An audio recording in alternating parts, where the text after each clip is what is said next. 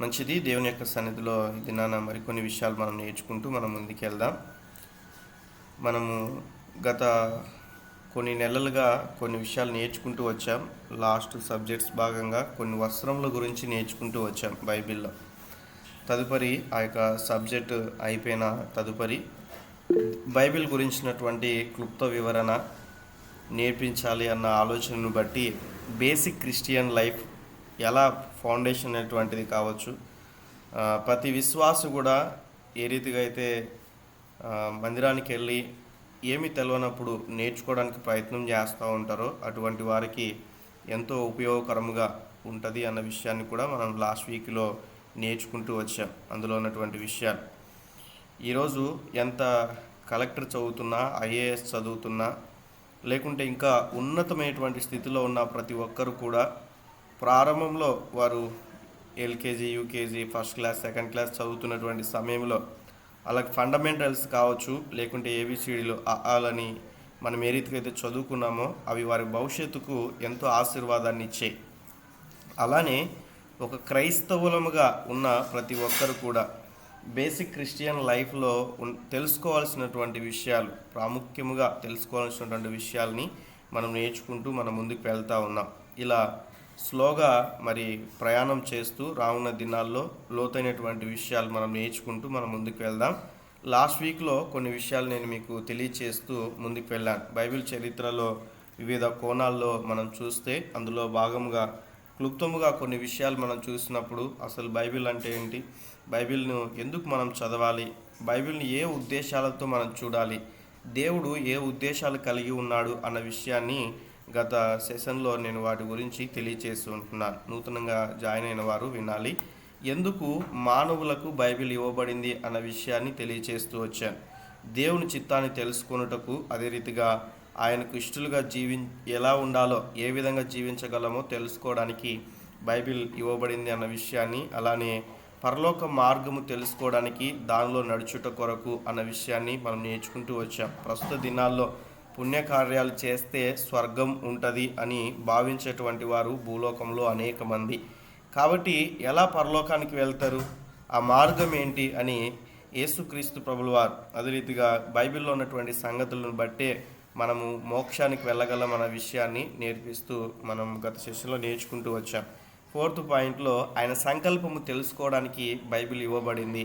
అలానే మానవుని యొక్క స్థితిగతులు ఏమిటో దానిలో తెలియపరచబడింది అన్న విషయాన్ని, అలానే మానవుని రక్షణ గురించి, ఆయనకు విధేయులైన వారి స్థితిని గూర్చి అందులో వ్రాయబడి ఉంటున్నది అన్న విషయాన్ని మనం చూస్తూ వచ్చాం.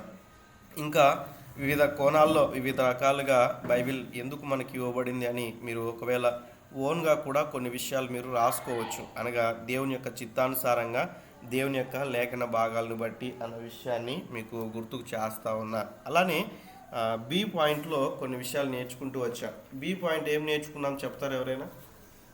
బి పాయింట్లో లాస్ట్ సెషన్లో విన్నవారు సైడ్ హెడ్డింగ్ ఏం నేర్చుకున్నారు, ఏం రాసుకున్నారు? జాయిన్ అయిన 4-5 మెంబర్స్ ఉన్నారు కదా, సమాధానం చెప్పండి. బైబిల్ విశిష్టత. బైబిల్ విశిష్టత ఏంటి? బైబిల్ యొక్క విశిష్టత 7 పాయింట్స్ చెప్పాను. బైబిల్లోని బోధలన్నీ పరిశుద్ధమైనవి. Very good. బైబిల్లోని ఆజ్ఞలన్నీ నీతికరమైనవి. దేవుని స్తోత్రం. బైబిల్లోని ఐశ్వర్య ఘనమైనది. బైబిల్లోని ఐశ్వర్య ఘనమైనది. బైబిల్ జ్ఞానంతో నిండిన మహాసముద్రం లాంటిది. బైబిల్ మహామహిమతో నిండి పరలోకం వంటిది. బైబిల్ ఆనంద ప్రభావమునకు నిలయం.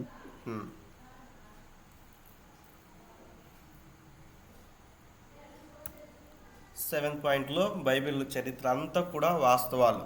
సో మనము బైబిల్ యొక్క విశిష్టత ఏంటంటే బైబిల్లో బోధలన్నీ కూడా పరిశుద్ధమైనవి అన్న విషయాన్ని మనం చూస్తున్నాం. అలానే బైబిల్లో ఆజ్ఞలన్నీ కూడా నీతియుక్తములైనవి.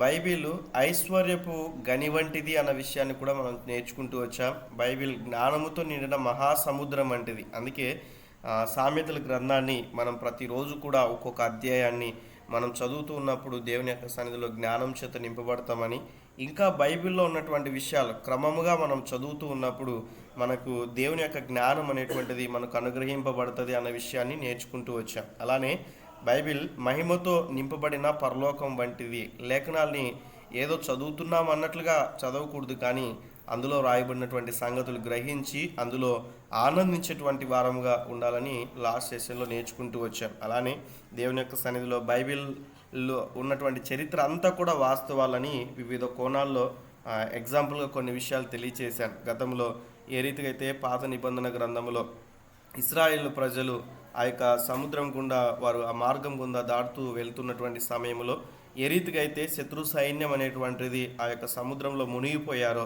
అవన్నీ కూడా ప్రస్తుత దినాల్లో కూడా మనం న్యూస్లో కూడా చూస్తూ ఉంటాం, అప్పుడు జరిగినటువంటి సంఘటనలు అవన్నీ కూడా. కాబట్టి బైబిల్లో చరిత్ర అంతా కూడా వాస్తవాలు అన్న విషయాన్ని మనం నేర్చుకుంటూ వచ్చాం. సో క్లుప్తంగా తెలియచేస్తా ఉన్న సమయంను బట్టి బైబిల్ ఎందుకు చదవాలి అన్న విషయాన్ని కూడా మనం చూస్తే, మనము జ్ఞానమును సంపాదించుకోవట కొరకు బైబిల్ని చదవాలని, అలానే మానవుని స్థితిగతులను గురించి తెలుసుకోవడానికి బైబిల్ చదవాలని, వ్యక్తిగత క్షేమాభివృద్ధి కొరకు ఇతరులకు ఉపదేశించడానికి ఖచ్చితంగా బైబిల్ చదవాలి అన్న విషయాన్ని కూడా మనం నేర్చుకుంటూ వచ్చాం. రక్షణ పొందాలంటే అలానే వాక్యమును విశ్వసించాలి, అదే రీతిగా వాక్యానికి విధేయత చూపించాలి అన్న విషయాన్ని కూడా మనం చూస్తూ వచ్చాం. మూడవదిగా పరిశుద్ధంగా జీవించాలంటే తప్పనిసరిగా బైబిల్ని చదవాలి, అలానే బైబిల్లో ఉన్నటువంటి లేఖనానుసారముగా మనం జీవించాలన్న విషయాన్ని కూడా సి పాయింట్లో తెలియచేస్తూ వచ్చాను. డి పాయింట్లో మనం చూస్తే బైబిల్ ఎందుకు చదవాలి అన్న విషయాన్ని నేర్చుకుంటూ వచ్చాం. డిలో బైబిల్ని పోల్చుట అన్న విషయాన్ని మనం చూస్తే, బైబిల్ని ఎలా పోల్చగలం మనం వివిధ కోణాల్లో అన్న విషయాన్ని మనం చూస్తే, బైబిల్ దేవుని యొక్క వాక్యంలో మనం చూస్తే పాటలు కూడా పాడుకుంటాం. బైబిల్ మన మార్గమునకు వెలుగును అన్న విషయాన్ని మనం చూస్తాం. మనం బలపరచుటకు ఆత్మీయ ఆహారం అన్న విషయాన్ని మనం చూస్తాం. భౌతికంగా మనం ప్రతిదినం కూడా భోజనం చేస్తూ ఉంటాం, 3 పూటల కూడా ఈ శరీర అభివృద్ధి కొరకు ఆహారం. అలానే దేవుని యొక్క సన్నిధిలో దేవుని యొక్క వాక్యాన్ని కూడా మనం భుజించాలి అన్న విషయాన్ని కూడా మనం చూస్తూ వచ్చాం. అలానే ఉత్సాహపరచుటకు కావలసిన ఆదరణ కలుగును అన్న విషయాన్ని కూడా మనం చూస్తూ ఉన్నాం. బైబిల్ను వివిధ రకాల్లో చూస్తే బైబిల్ ఈ లోకంలో ప్రయాణించుటకు ఒక మ్యాప్ లాంటిది అన్న విషయాన్ని కూడా లాస్ట్ వీక్లో మనము నేర్చుకుంటూ వచ్చి ఉంటున్నాం. యాత్రికుని చేతిలో కర్ర వంటిది, నావికుని చుక్కాని వంటిది అన్న విషయాన్ని, అదే రీతిగా సైనికుని చేతిలో ఖడ్గము వంటిది అన్న విషయాన్ని మనము నేర్చుకుంటూ వచ్చాం. లాస్ట్ సెషన్లో నేర్చుకున్న విషయాలు. మరొక విషయాన్ని కూడా చూస్తూ వచ్చాం, బైబిల్ యొక్క లక్ష్యం ఏంటి అన్న విషయాన్ని కూడా చూస్తూ వచ్చాం. పోగొట్టుకున్న పరదేశిని తిరిగి ఎలా పొందగలమో దేవుని యొక్క వాక్యం మనకి తెలియచేస్తూ ఉంది, బైబిల్ తెలియచేస్తూ ఉంది. అలానే పరలోకమును గురించి నరకమును గురించినటువంటి విషయాలు కూడా తెలియచేస్తుంది. మూడవదిగా యేసుక్రీస్తు వారే దాని అద్భుత అంశముగా ఉన్నట్లుగా మనం చూస్తూ వచ్చాం. నాలుగవదిగా మానవులను రక్షించుటయే దాని లక్ష్యము, గురి అన్న విషయాన్ని, దేవుని మహిమపరచుటయే అన్న విషయాన్ని కూడా ఈ యొక్క బైబిల్ యొక్క మూల లక్ష్యముగా కొన్ని విషయాలు మనము లాస్ట్ సెషన్లో నేర్చుకుంటూ మనం వచ్చి ఉంటున్నాం. దేవునికి స్తోత్రం. నెక్స్ట్ పాయింట్లో ఎక్కడి వరకు రాసుకున్నారండి? లాస్ట్ వీక్లో జాయిన్ అయిన వారు ఎక్కడి వరకు రాసుకున్నారు? లాస్ట్ పాయింట్ చెప్తారా? రాసుకున్న విషయాలు ఎక్కడితో మనం క్లోజ్ చేసాం? ఎవరైనా ఒకరు మాట్లాడితే కొంచెం ముందుకు వెళ్ళడానికి వీలవుతుంది. Praise the lord.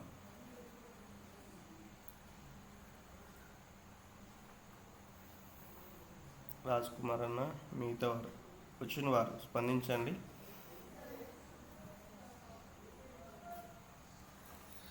నా మాటలు వినిపిస్తున్నాయండి అందరికీ? వినిపిస్తున్నాయండి.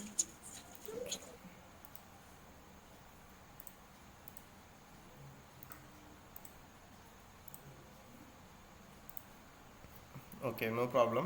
ఇక్కడ నుంచి నేను కంటిన్యూ చేస్తాను.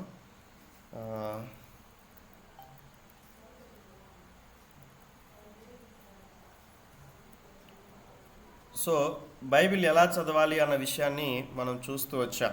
బైబిల్ గ్రంథమును పలుమార్లు దేవుని యొక్క వాక్యాన్ని చదువుతూ ఉండాలన్న విషయాన్ని మనం చూస్తాం. కొంతమంది టార్గెట్ పెట్టుకుంటారు, ఏంటంటే 3 మంత్స్కి ఒకసారి బైబిల్ చదవాలని, లేకుంటే 6 మంత్స్కి ఒకసారి బైబిల్ కంప్లీట్ చేయాలని, లేకుంటే ఇయర్ అంతట్లో ఒక్కసారైనా కూడా బైబిల్ కంప్లీట్ చేయాలని వివిధ రకాలుగా. ఇంకా మరికొంతమంది టెస్ట్ మనీ చెప్తూ ఉంటారు, ఏంటంటే ఒకవేళ వారికి ఎంత వయసు ఉంటే, ఒకవేళ బహుశా మీకు వయసు ఎంతో నాకు తెలియదు కానీ ఒకవేళ 20 ఇయర్స్ మీకు ఉన్నట్లయితే కనీసం 20 ఇయర్స్ అయినా కూడా నేను చదవాలని కొంతమంది తీర్మానం తీసుకుంటూ ఉంటారు. మరికొంతమంది ఒకవేళ 30 సంవత్సరాలు ఉంటే కనీసం ఒక 30 సంవత్సరాలైనా కూడా నేను బైబిల్ చదవాలి అన్నట్లుగా ఆలోచన చేస్తూ ఉంటారు. నాకు తెలిసిన ఒక దైవజనులు, ఆయన అన్కౌంటబుల్ అంటే లెక్కలేనన్ని సార్లుగా బైబిల్ చదువుతూ కంటిన్యూగా వాటిని స్టడీ చేస్తూ ఆయన కంప్లీట్గా బైబిల్తోనే, దేవుని యొక్క వాక్యముతోనే దినమంతా కూడా గడుపుతూ ఉంటాడంట. అలానే దేవుని యొక్క సన్నిధిలో మనం చూస్తే సమయం కలిగి ఉన్నటువంటి సమయంలో, ఇంకా ప్రస్తుత దినాల్లో అయితే సమయం కలిగి ఉండడం అంటే అది వేరే విషయం, కానీ మనమే సమయాన్ని అనుకూలత చేసుకొని దేవుని యొక్క వాక్యాన్ని చదివేటువంటి వారముగా ఉండాలి. చూడండి, ప్రతి వాటికి మనం సమయం ఇస్తూ ఉంటాం. తినడానికి సమయం ఉంది, డ్యూటీస్కి వెళ్ళడానికి సమయం ఉంది. అదే రీతిగా ప్రతి వాటికి కూడా, కాలేజెస్కి కానీ లేకుంటే మీరు ఉన్నటువంటి వృత్తిపరమైనటువంటి ప్రతి వాటికి కూడా, నిద్రపోవడానికి కూడా మనం సమయాన్ని కలిగి ఉన్నాం. అలానే దేవుని యొక్క వాక్యాన్ని కూడా మనము ధ్యానించేటువంటి వారముగా ఉండాలి. దేవుని యొక్క వాక్యాన్ని పలుమార్లు చదవాలి. ఒక పారాగ్రాఫ్ మనం తీసుకున్నామంటే, లేకుంటే ఒక అధ్యాయాన్ని స్టడీ చేస్తూ ఉన్నాం, లేకుంటే ఒక పుస్తకాన్ని మనం చదువుతూ ఉన్నామంటే వాటి గురించినటువంటి విషయాలు, అక్కడ ప్రాముఖ్యమైనటువంటి విషయాలు ఏమున్నాయి అన్న విషయాన్ని ప్రతిదీ కూడా మనం చదువుతూ మనం ముందుకెళ్ళాలి. అలానే ఎలా మనం చదవాలి అంటే పరిశీలిస్తూ మనం చదవాలి, పరిశీలన దృష్టితో మనం చదవాలి కదండి. పరిశీలన దృష్టితో మనం చదివేటువంటి వారముగా ఉండాలి. ఫర్ ఎగ్జాంపుల్, ఏదైనా ఒక సందర్భాన్ని బైబిల్లో మనం తీసుకుంటే ఆ బైబిల్లో అక్కడ ఆ పారాగ్రాఫ్లో ఎవరెవరు ఉన్నారు, ఎవరెవరి మధ్య సంభాషణ జరుగుతూ ఉంది. యేసుక్రీస్తు ప్రభుల వారికి శిష్యులకి సంభాషణ జరుగుతూ ఉంది. అయితే ఆ ఇద్దరికి సరౌండింగ్లో ఇంకా ఎవరెవరు ఉన్నారు ఒకవేళ అర్థం చేసుకోవడానికి. ఇంకా మనం ఆయా రీతిలుగా మనం చూస్తే యేసుక్రీస్తు ప్రభుల వారు మరొక ప్రాంతానికి వెళ్ళినప్పుడు అందరూ కానుకలు వేస్తూ ఉంటే ఆ సమయంలో ఒక చోటు కూర్చొని ఉన్నాడు అర్థం చేసుకోవడానికి. అలా కూర్చొని ఉన్నటువంటి సమయంలో కానుకల గురించి వారందరూ కూడా వచ్చి ఆ యొక్క వారికి ఉన్నటువంటి సంపదలు వాళ్ళందరూ కూడా వేస్తూ ఉన్నారు. అయితే ఒక విధవరాలు లేకుంటే ఒక ఆవిడ వచ్చి ఏం చేస్తూ ఉంది, ఆమె ఉన్నటువంటి ఆ 2 కాసులు మాత్రమే వేసింది. యేసుప్రభు అంటారు, ఏమంటారు అక్కడ అంటే, మీ అందరికన్నా ఎక్కువ ఇచ్చిందంటారు. అంటే ఆ సందర్భాన్ని మనం ఎగ్జాంపుల్గా మనం అర్థం చేసుకున్నటువంటి సమయంలో మనం చూస్తే ఆ సరౌండింగ్ అంతా కూడా ఏమేమి ఉండొచ్చు, ఒకవేళ వాళ్ళు ఎక్కడున్నారు, సమాజ మందిరంలో ఉన్నారా, లేకుంటే మందిరంలో ఉన్నారా, ఏ ప్రదేశాల్లో వారు ఉన్నారు. అయితే ఉంటే గన వారి పక్కన ఇంకా ఎవరెవరు ఉండింటారు ఊహించుకోవడం. బైబిల్ చదువుతున్నటువంటి సమయంలో పరిశీలిస్తూ కానుక బాక్స్ దగ్గర యేసుక్రీస్తు ప్రభువు వారు కూర్చొని ఉన్నారు, లేకుంటే వారు వచ్చి ఏ రీతిగా వారు అర్పించి ఉండవచ్చు, లేకుంటే ఆవిడ తనకున్నటువంటి వాటిలో నుంచి వేసిందా, లేకుంటే తను కలిగి ఉన్న సమస్తం కూడా వేసిందంటే నిజంగా అటువంటి మనసు ఆమెకి ఎందుకు వచ్చిండవచ్చు. ఇలా పరిశీలనగా మనం ప్రతిదీ కూడా పరిశీలిస్తూ ఆ దృష్టితో మనం దేవుని యొక్క వాక్యాన్ని చదువుతూ మనం ముందుకెళ్ళాలి. అలా బైబిల్లో ఉన్నటువంటి ప్రతి విషయాల్ని కూడా ఏదో కంప్లీట్ చేయాలి, త్వరగా ఈ బైబిల్ని కంప్లీట్ చేయాలి, లేకుంటే చదవాలి, ఈ పుస్తకాన్ని కంప్లీట్ చేయాలి, లేకుంటే ఈ యొక్క అధ్యాయాన్ని కంప్లీట్ చేయాలి అన్నట్లుగా మనం చదవకూడదు. కానీ దేవుని యొక్క వాక్యాన్ని పరిశీలన దృష్టితో చదవాలి అన్న విషయాన్ని మనం చూస్తూ ఉన్నాం. అలానే దేవుని యొక్క సన్నిధిలో మనం చూస్తే ప్రార్థనాపూర్వకంగా ఈ యొక్క వాక్యాన్ని ప్రార్థనాపూర్వకంగా చదవాలి. అంటే ఏదో వచ్చిన తర్వాత ఇంకా చదవాలి కాబట్టి బైబిల్ చదవాలి, లేకుంటే పేరెంట్స్ అరుస్తారేమో, లేకుంటే తల్లిదండ్రులు ఏమైనా అంటారేమో, లేకుంటే అన్నదమ్ములు ఏమైనా అంటారేమో, లేకుంటే మా పేరెంట్స్ చూస్తూ ఉన్నారు, లేకుంటే నా భార్య చూస్తూ ఉంది, నా భర్త చూస్తూ ఉన్నారు అని మనుషుల కొరకు మనం చదివేటట్లుగా కాకుండా దేవుని యొక్క సన్నిధిలో ప్రార్థన చేసుకొని, ప్రభువా ఈరోజు మీ యొక్క వాక్యాన్ని ధ్యానిస్తూ ఉన్నారు కాబట్టి మీరు సహాయం దయచేయండి, వాక్యం చదువుట మీరు కృప చూపించండి, అందులో ఉన్న విషయాలు అర్థం చేసుకోవడానికి సహాయం దయచేయండి ప్రభు అని మీరు ప్రార్థన చేసుకోవాలి. ఒకవేళ మీకు చదువుతున్నటువంటి సమయంలో ఏదైనా కూడా డౌట్స్ వచ్చినట్లయితే సేవకుల్ని మీరు అడిగి వాటి గురించినటువంటి పూర్తి వివరణ వాటి గురించి తెలుసుకోవడానికి మీరు ప్రయత్నం చేయాలి.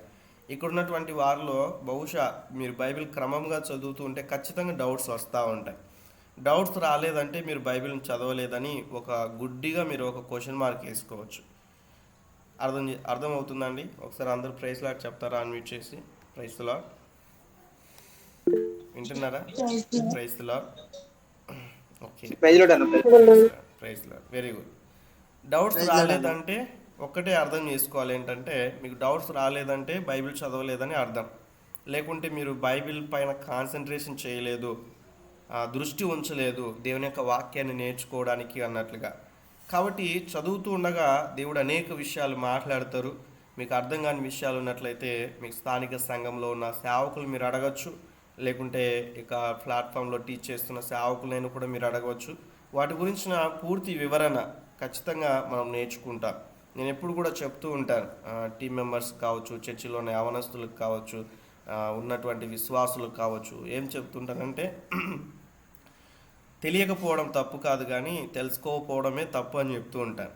తెలియదు, తప్పు లేదు, కానీ తెలుసుకోవాలనే ఆశ లేకోకుండా ఉన్నట్లయితే అలా ఉండకూడదు. కాబట్టి ఆశతో మనం దేవుని యొక్క వాక్యాన్ని నేర్చుకుంటూ మనం ముందుకెళ్ళాలి. ఈ నేర్చుకుంటున్నటువంటి విషయాలు మన ఆధ్యాత్మిక జీవితాలకి ఎంతో ఆశీర్వాదకరముగా ఉంటాయి అన్న విషయాన్ని మనం చూస్తూ ఉన్నాం. అందుకే ప్రార్థనాపూర్వకంగా దేవుని యొక్క వాక్యాన్ని పరిశీలన దృక్పథముతో మనం చదువుతూ మనం ముందుకెళ్ళాలి. ఈ విషయాన్ని మనం అర్థం చేసుకుంటూ మనం ముందుకెళ్దాం. ఒక వాక్యాన్ని మనం చదువుదాం లేఖన భాగంలో నుంచి. తిమోతికి రాసిన మొదటి పత్రిక 4వ అధ్యాయం 13వ వచనాన్ని చదవండి. తిమోతికి రాసిన మొదటి పత్రిక 4వ అధ్యాయం 13వ వచనం.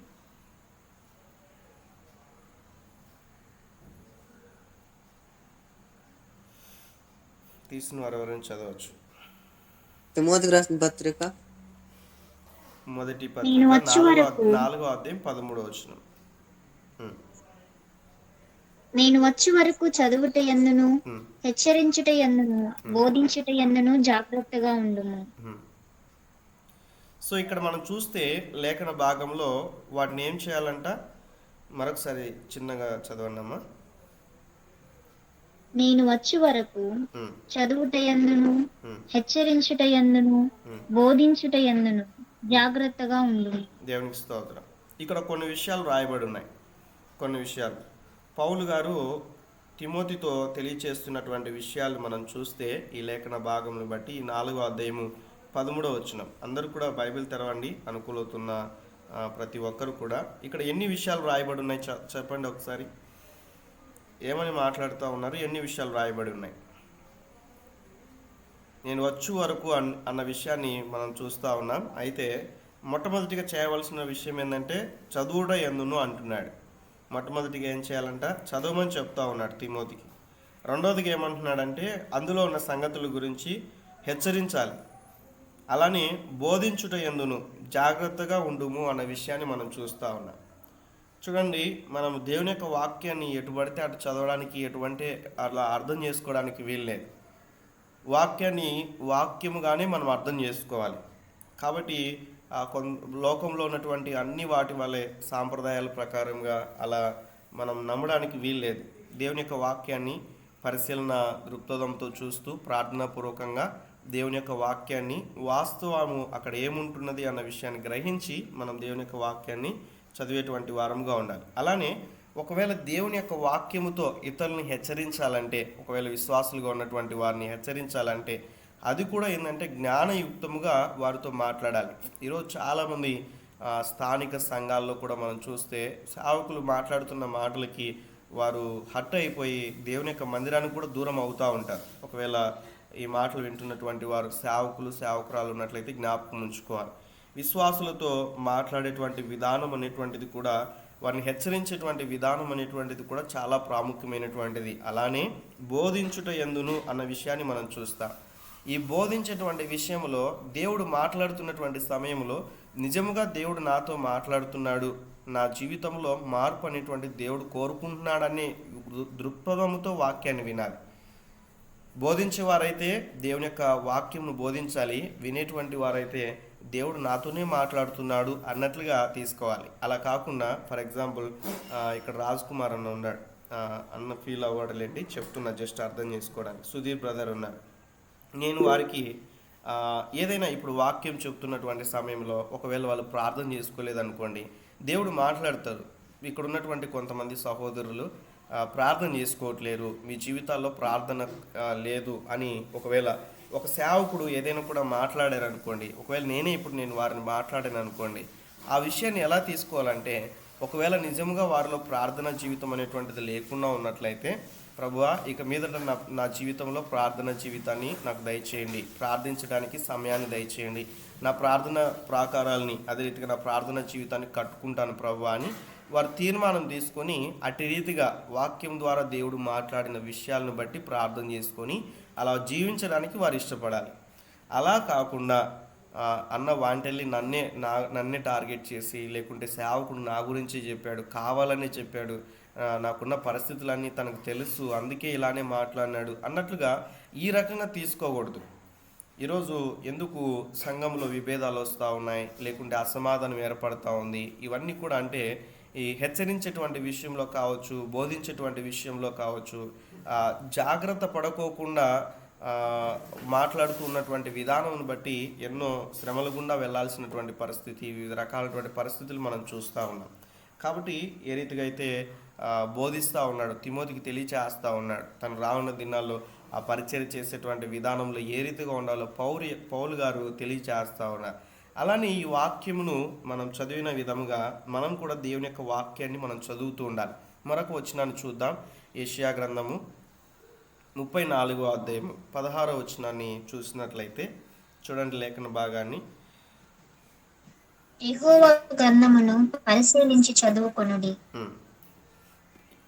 ఇక్కడ మనం ఆ జంతువులలో ఏది ఇక్కడ మనం చూస్తే లేఖన భాగంలో నుంచి యెహోవా గ్రంథమును పరిశీలించి చదువుకొనుడి అన్న విషయాన్ని కూడా మనం చూస్తూ ఉన్నాం. ఇందాక తెలియచేసిన రీతిగా మనం అర్థం చేసుకుంటే దేవుని యొక్క వాక్యంలో నుంచి మనం చూసినప్పుడు యెహోవా గ్రంథమును పరిశీలించి చదువుకొనుడి అన్న విషయాన్ని కూడా మనం చూస్తూ ఉన్నాం.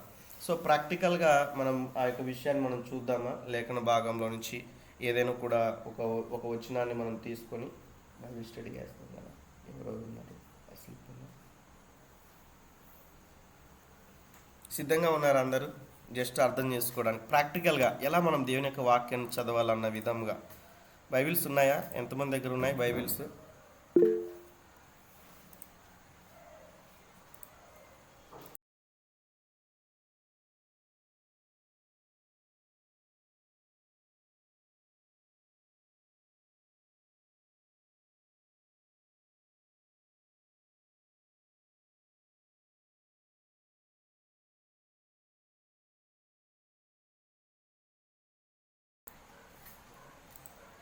అందరి దగ్గర ఉన్నాయండి బైబిల్స్? జస్ట్ ప్రాక్టికల్గా మనము అంటే సందర్భం వచ్చింది కాబట్టి ఒకసారి మనం చదవాలని అనుకుంటున్నాను.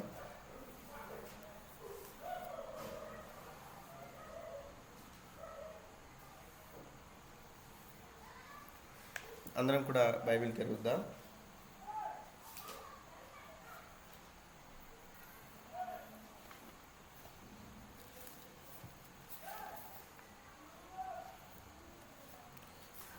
అందరూ కూడా బైబిల్ తెరిచి దేవుని యొక్క మాటను మనం చూద్దాం. మత్తయి సువార్త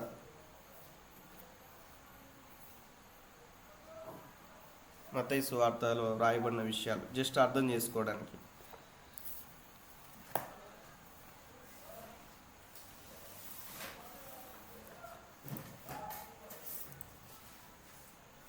వాస్తవానికి బిఫోర్ నేను ప్లాన్ కలిగి లేను మనం ఎలా ముందుకెళ్ళాలన్న విషయాన్ని.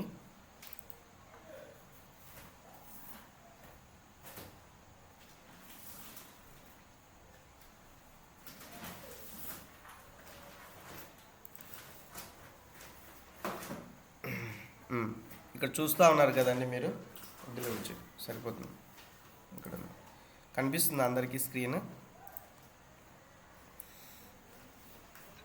కనిపిస్తుందన్నా. ఓకే. సో మనం ఎలా దేవుని యొక్క వాక్యాన్ని చదవాలి అన్న విషయాన్ని మనం చూస్తే జస్ట్ సందర్భం వచ్చింది కాబట్టి మీకు ఇక్కడ కొన్ని విషయాలు మీకు అవసరమైతే ఒకవేళ ఎవరికైనా ఆసక్తి ఉంటే ఈ పీడిఎఫ్ తర్వాత నేను పంపిస్తాను క్లాస్ అయిపోయిన తర్వాత ఒకసారి మెసేజ్ చేస్తే.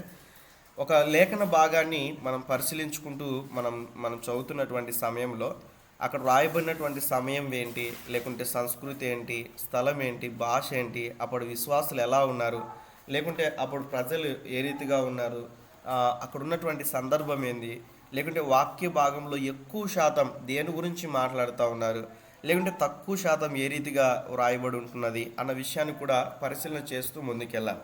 ఇంకా మనం చూస్తే బైబిల్ చదువుతున్నటువంటి సమయంలో మన మైండ్లో వాక్య భాగాన్ని ధ్యానం చేసేటువంటి సమయంలో పరిశీలన అనేటువంటిది ఎలా చేస్తామంటే ఐ ద్వారా కదండి.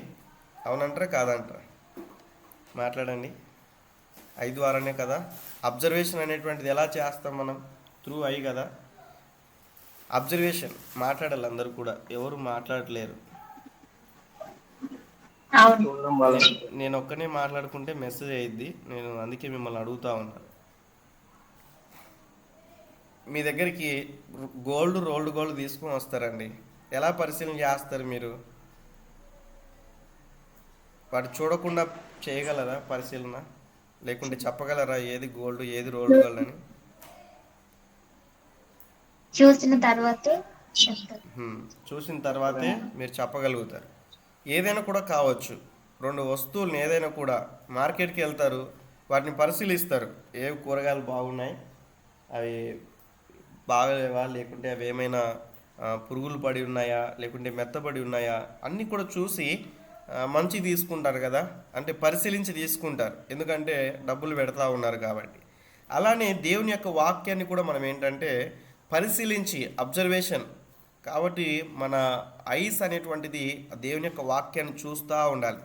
దేవుని యొక్క వాక్యాన్ని సేవకులు ఒక వచనాన్ని చెప్తున్నారంటే ఖచ్చితంగా ఆ వాక్యాన్ని చూస్తూ ముందుకు వెళ్ళాలి, చెప్తున్నటువంటి విషయాలు. అలానే మనం రెండవదిగా ఏంటంటే ఇంటర్ప్రిటేషన్ అనేటువంటిది, ఎలా ఆ యొక్క వివరణ అనేటువంటిది ఏమై ఉంటున్నది అన్న విషయాన్ని మైండ్ పెట్టి మనం వాటిని గ్రహించేటువంటి వారంగా ఉండాలి. మన మనసు ఉంచాలి అక్కడ. చెప్తున్నటువంటి విషయాలు ఏమి ఉంటున్నాయి అక్కడ, ఆ సందర్భం ఏంటి, దేవుడు ఏం మాట్లాడుతూ ఉన్నాడు, అక్కడున్న ప్రజలు ఎవరు, లేకుంటే ఆ సందర్భం ఏంటి, ఏ ఉద్దేశాన్ని బట్టి మాట్లాడుతున్నారు, అందులో ఉన్నటువంటి ఆ వాక్యాల నుంచి నేనేమైనా కూడా నేర్చుకోవాలా, వివిధ కోణాల్లో ఈ మాటలు మనం అర్థం చేసుకుంటూ మనం ముందుకెళ్ళాలి. చివరిగా ఏంటంటే అన్వయం అన్నట్లు మన హృదయానికి ఒక వాక్యం చదువుతున్నప్పుడు చదువుకొని మనం వెళ్ళిపోవడం కాదు, అక్కడ పరిశీలించాలి. రెండవదిగా మన ఆ యొక్క వివరణ ఏంటో మనం అర్థం చేసుకోవాలి మన మైండ్కి.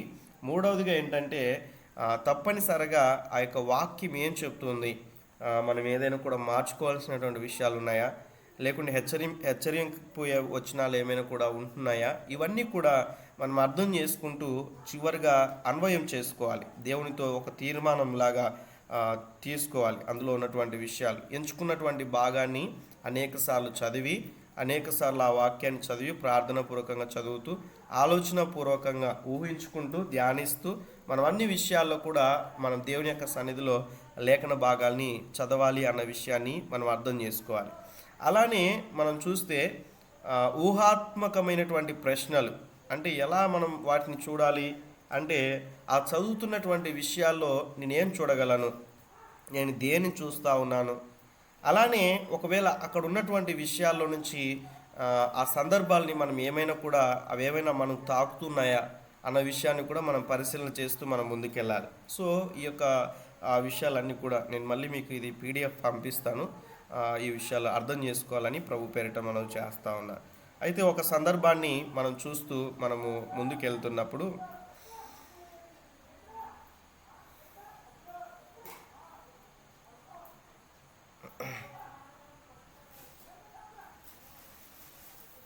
ఉదయకాల సమయంలో జాయిన్ అయిన వారికి నేను ఈ విషయాలు తెలియచేశాను. ఓకే, చూడండి, జస్ట్ ఈ 4 వచనాలే మనం ఒకసారి చూద్దాం. సందర్భం వచ్చింది కాబట్టి ఈ 4 వచనాలు ఒక 2 minutes మనం చూద్దాం. అంటే ప్రాక్టికల్గా మనం అర్థం చేసుకుంటే ఇంకా బైబిల్ చదివేటువంటి కోణం అనేటువంటిది మనకు అర్థమవుతుంది అన్న విషయాన్ని బట్టి నేను ఈ విషయాలు చెప్తా ఉన్నా. మార్కు సువార్తలో ఉన్న విషయాలు మనం చూస్తే 12వ అధ్యాయము 41 నుంచి 44 వచనాలు. మార్కు సువార్త 12వ అధ్యాయము 41 నుంచి 44 వచనాలు చదవండి. ఎవరైనా ఒకరు, స్క్రీన్ కనిపిస్తున్న విషయాలైనా పర్లేదు, బైబిల్ తెరిచైనా పర్లేదు. ఆయన కానుక పెట్టె ఎదుట కూర్చుండి హ్మ్. జనసమూహము ఆ కానుక పెట్టెలో డబ్బులు వేయుట చూచుచుండెను. హ్మ్. ధనవంతులైన వారనేకులు అందులో విశేషముగా సొమ్ము వేయుచుండిరి. హ్మ్. ఒక బీద విధురాలు వచ్చి 2 కాసులు వేయగా ఆయన తన శిష్యులని పిలిచి, కానుక పెట్టెలో డబ్బులు వేసిన వారందరికంటే ఈ బీద విధురాలు ఎక్కువ వేసినని మీతో నిశ్చయముగా చెప్పుచున్నాను. వారందరూ తమకు కలిగిన సమృద్ధిలో నుండి వేసిరి, కానీ ఈమె తన లేమిలో తనకు కలిగినదంతయు అనగా తన జీవనమంతయు వేసినని చెప్పెను. దేవునికి స్తోత్రం. సో ఈ 4 వచనాలు మనం చదువుకున్నాం కదా, 41 నుంచి 44 వచనాల వరకు. ఇప్పుడు టూకీగా మనం చదివాం.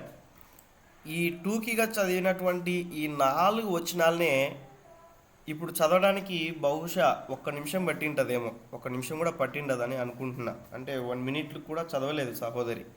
మేబీ ఒక 30 సెకండ్స్ 40 సెకండ్స్లో ఈ 4 వచనాలు చదివింది. ఇలానే ఇదే యొక్క వాక్యాన్ని 1 గంట సేపైనా కూడా మనం స్టడీ చేయొచ్చు అర్థం చేసుకోవడానికి. 1 గంట సేపైనా కూడా ఈ 4 వచనాల్ని మనం స్టడీ చేసుకోవచ్చు. అంటే అబ్జర్వేషన్ అనేటువంటిది చాలా ఇంపార్టెంట్.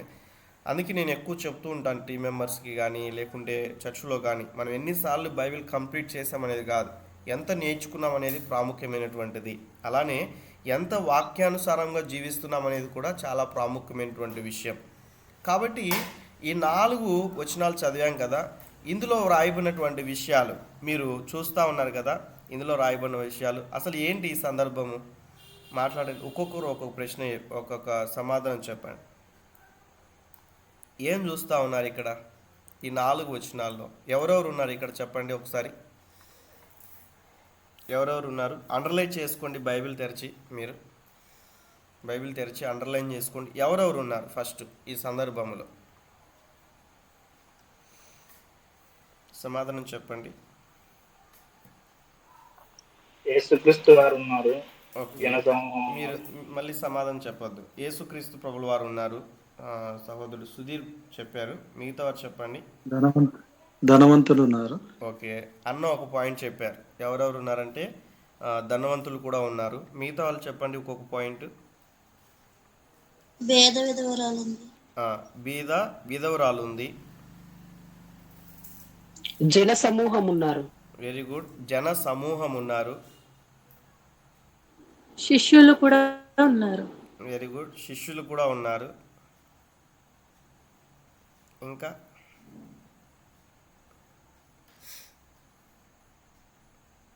కానుకలు పెట్టు ఉంది. Okay, good. కానుక పెట్టె కూడా ఉంది. ఇంకా ఇంకేం కనిపిస్తున్నాయి మీకు?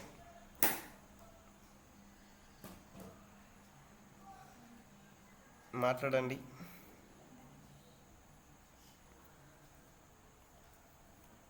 సమృద్ధి గలవారు ఉన్నారు. సమృద్ధి గలవారు కూడా ఉన్నారు. గుడ్. నాకైతే ఇంకా కొన్ని విషయాలు కనిపిస్తున్నాయి. శిష్యులు ఉన్నాను. ఓకే, శిష్యులు ఉన్నారు. శిష్యులు చెప్పారు. ఇంకా 2 కాసులు. Very good. 2 కాసులు. మన భాషలో డబ్బులని కూడా చెప్పొచ్చు. పేదవారి సమర్పణ జీవితం. ఓకే, సమర్పణ జీవితం కూడా ఉంది. Very good.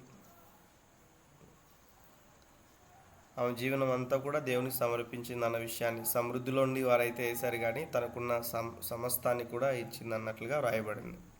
చూడండి, మీరు ఒక 4 వచనాల్ని 30 సెకండ్స్లో కూడా మీరు చదవచ్చు. ఇప్పుడు 3 మినిట్స్ పట్టింది మీరందరూ కూడా డిస్కస్ చేయడానికి, అర్థం చేసుకోవడానికి. అంటే ఒక పాయింట్ని ఈ 4 వచనాలనే మనం 1 గంటన్నర సేపు అయినా కూడా మనం స్టడీ చేయొచ్చు. ఒక 2 గంటలైనా కూడా మనం ధ్యానం చేసుకోవచ్చు ఈ 4 వచనాల్లోంచే. కాబట్టి మనం దేవుని యొక్క వాక్యాన్ని ఒక సరైనటువంటి దృక్పథంతో చదివేటువంటి సమయంలో నేర్చుకున్న రీతిగా పరిశీలిస్తూ చదవాలన్న విషయాన్ని మనం చూస్తూ ఉన్నాం. సో ఇప్పుడు మీరు చెప్పిన విషయాలన్నీ కూడా ఇక్కడ ఉంటున్నాయా? మీరు ఏం చూశారు అన్న విషయాన్ని. కానుక పెట్టే చెప్పారు, యేసు ప్రభులు వారు చెప్పారు, శిష్యులు చెప్పారు, జన సమూహం చెప్పారు, ఇంకా బీద విధవరాలు అన్న విషయాన్ని కూడా చెప్పారు, ధనవంతులు అన్న విషయాన్ని కూడా చెప్పారు, ఇంకా కూర్చునే పీట గురించి చెప్పలేదు, కానీ అంటే యేసుప్రభు కూర్చుని ఉన్నారు అన్న ఆ యొక్క విషయం అక్కడ రాయబడి ఉంది. ఆ, ఎదుట కూర్చుండి అన్న విషయాన్ని. కూర్చోవాలంటే అక్కడ ఖచ్చితంగా ఏదో ఒకటి ఉండాలి కదా, అంటే పరిశీలన దృక్పథంగా మనం చదవాలంటే. కాబట్టి కానుకలు కూడా ఉన్నాయి, 2 కాసులు, లేకుంటే డబ్బు లేక సొమ్ము. ఒకవేళ వాళ్ళు బహుశా దేవాలయంలో కూర్చొని ఉండవచ్చు అన్న విధానాన్ని కూడా మనం అర్థం చేసుకుంటాం కదండి. సో మీరేం చూశారో అక్కడ, లేకుంటే వేటిని మనం తాకాము అన్న విషయాన్ని చూస్తే కానుక పెట్టెను వారు తాకారు అక్కడ. అలానే యేసు ప్రభు శిష్యులు జన సమూహమును, అదే రీతిగా బీద విధవరాలు, ధనవంతులు కూర్చునే పీట, కానుకలు, లేకుంటే 2 కాసులు, డబ్బు, సొమ్ము, దేవాలయం, ఇవన్నీ కూడా అంటే ఈ వచనం ఆధారంగా మనం చూస్తే వారు ఆ స్థలంలో ఉన్నారు కాబట్టి వాటిని మనం చూస్తూ వచ్చాం. ఇంకా ఒక సందర్భం మనం చూస్తే ధనవంతుల దగ్గర ఏ స్మెల్ వస్తుంది, దరిద్రుల దగ్గర ఏ స్మెల్ వస్తుంది అన్న విషయాన్ని కూడా ఆలోచన చేయాలి. ధనవంతుల దగ్గర ఏ స్మెల్ వస్తుంది? మంచి పర్ఫ్యూమ్ వస్తుంది కదా, మంచిగా సువాసన వస్తూ ఉంటుంది. అంటే ఇక్కడ ధనవంతులు ఉన్నారంటే వారు ఎటువంటి స్థితిలో ఉండింటారు అన్న విషయాన్ని ఆలోచన చేస్తూ, అంటే ఒక పరిశీలన దృక్పథంతో ఆ యొక్క వాక్యాన్ని చదువుతున్నటువంటి సమయంలో చూడండి, మీకు నేనే చెప్తా ఉన్నా, వాట్ కెన్ ఐ స్మెల్ అంటే మంచి అత్తరు వాసన ఉండవచ్చు, ఇంకా వాసన, చెడు వాసన కూడా ఉండవచ్చు. ఎందుకంటే ఇక్కడ ఉన్న ఈ బీద విధవరాల దగ్గర ఉన్నటువంటి ఆ యొక్క ఆమె జీవితాన్ని బట్టి, ఆమె యొక్క లైఫ్ని బట్టి అక్కడ ఏం వినబడుతుంది అన్న విషయాన్ని మనం చూస్తే, ఆ వచనాలు, ఈ 4 వచనాలు మనం చదివితే టోటల్గా ఒకే సందర్భాన్ని గురించి అక్కడ డిస్కషన్ అవుతూ ఉంది. వేటి గురించి అన్న విషయాన్ని అంటే మనం చూస్తూ ఉన్నాం ఈ మాటను బట్టి. వేటి గురించి అంటే కానుకలు వేస్తున్నప్పుడు వచ్చేటువంటి శబ్దము, అంటే ఏ రకంగా అన్న విషయాన్ని మనం అర్థం చేసుకుంటే వారు అర్పించేటువంటి అర్పణను బట్టి కదండి. అందులో మనం ఏం వినగలము అన్న విషయాన్ని మనం చూస్తే, కానుక వేసేటప్పుడు వచ్చే శబ్దం కావచ్చు, యేసుక్రీస్తు ప్రభులు వారు తన శిష్యులు పిలుస్తూ ఉన్నాడు. నేను చెప్తా ఉన్నాను, సమయం తక్కువ ఉంది కాబట్టి మీరు ఇవన్నీ కూడా మీరు అర్థం చేసుకోవాలి. బైబిల్ చదువుతున్నటువంటి సమయంలో ఆ శబ్దము, ఆ సమయంలో, ఆ వచనంలో, ఆ సందర్భంలో ఎవరికి మధ్య సంభాషణ జరుగుతూ ఉంది, ఎవరు మాట్లాడుతూ ఉన్నారు, ఏం మాట్లాడుతూ ఉన్నారు, ఈ విషయాలన్నీ కూడా, ఆ శబ్దాన్ని కూడా మీరు గ్రహించేటువంటి వారుగా ఉండాలి. ఆ వచనాలు చదువుతున్నటువంటి సమయంలో కానుక వేస్తున్నప్పుడు వచ్చే శబ్దం కూడా వారు విని ఉండవచ్చు. యేసుక్రీస్తు ప్రభులు వారు తన శిష్యులు పిలిచాడు. అక్కడ 4 వచనాల్లో కూడా మనం చూస్తే శిష్యులు పిలిచాడు.